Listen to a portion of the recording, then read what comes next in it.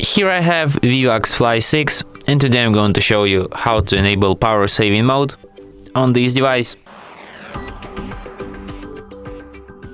So firstly, you'll have to go to the upper bar, and here you have this button, battery saver. Tap on it once and you can switch this mode.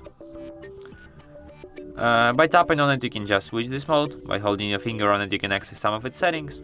For example, you can set it to turn on automatically, and you can select at which battery percentage it will turn on automatically.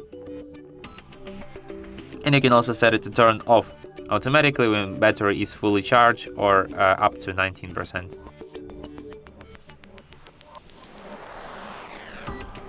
And that's it. Thanks for watching. If you find this tutorial useful, don't forget to hit that like button and subscribe to our channel.